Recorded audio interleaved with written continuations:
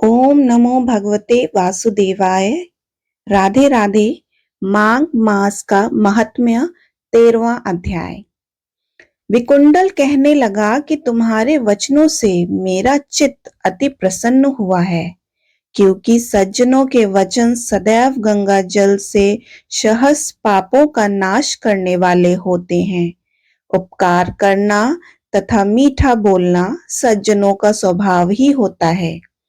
जैसे अमृत मंडल चंद्रमा को भी ठंडा कर देता है।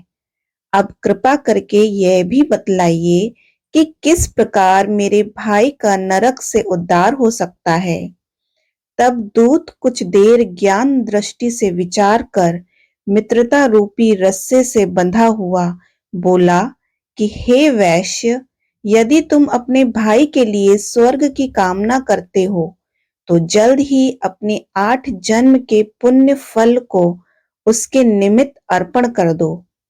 तब विकुंडल ने कहा कि हे दूत, वह पुण्य क्या है और मैंने कौन से जन्म में और कैसे किया है, सो सब बतलाओ, फिर मैं अपना पुण्य अपने भाई को दे दूंगा।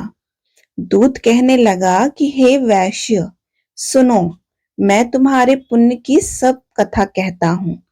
पूर्व समय में मधुवन में शाल्की नाम का ऋषि था। वह बड़ा तपेश्वरी ब्रह्मा के समान तेज वाला था। नवग्रह की तरह उसकी स्त्री रेवती के 9 पुत्र थे, जिनके नाम ध्रुव, शशि, बुध, तार, ज्योतिमान थे। इन पांचों ने गृहस्थाश्रम धारण किया था। निर्मोह, जितमाय, ध्यान निष्ठ और गुणात्मक के ये चारों संन्यास ग्रहण कर वन में रहने लगे। ये शिखा सूत्र से रहित पत्थर और सोने के समान समझते थे। जो कोई अच्छा या बुरा उनको अन्न देता वो ही खा लेते, और कोई कैसा ही कपड़ा दे देता उसको ही पहन लेते। सदैव ब्रह्म के ही ध्यान में लगे रहते। इन चारों ने व्रत, शीत, निद्रा और आहार सबको जीत लिया। बस चर अचर को विष्णु रूप समझते हुए मौन धारण करके संसार में विचरते थे। ये चारों महात्मा तुम्हारे घर आए। जब तुमने मध्याह्न के समय भूखे प्यासे इनको आंगन में देखा तो तुमने गदगद कंठ से आंखों में आंसू भरकर इनको नमस्कार करके इनका बड़ा आदर सत्कार किया। इनके चरणों को धोकर बड़े प्रेम से तुम इनसे कहने लगे कि आज मेरे अहोभाग्य हैं, आज मेरा जन्म सफल हुआ, मुझ पर भगवान प्रसन्न हुए, मैं सनाथ हुआ, मेरे माता पिता, पत्नी, पुत्र, गौ आदि सभी धन्य हैं। जो आज मैंने हरि के सहस्र आपके दर्शन किए, सो हे वैश्य, इस प्रकार तुमने श्रद्धा से उनका पूजन किया और चरण धोकर जल को मस्तक से लगाया। फिर विधि पूर्वक इनका पूजन करके तुमने इन सन्यासियों को भोजन कराया।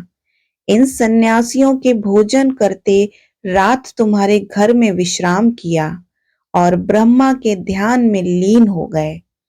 इन सन्यासियों के सत्कार से जो पुण्य तुमको मिला सो मैं भी कहने में असमर्थ हूँ, क्योंकि सब भूतों में प्राणी श्रेष्ठ है।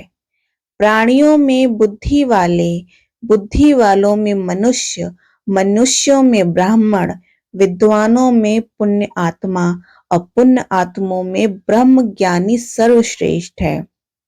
ऐसे ही संगति से बड़े बड़े पाप नष्ट हो जाते हैं। यह पुण्य तुमने अपने पहले 8वें जन्म में किया था।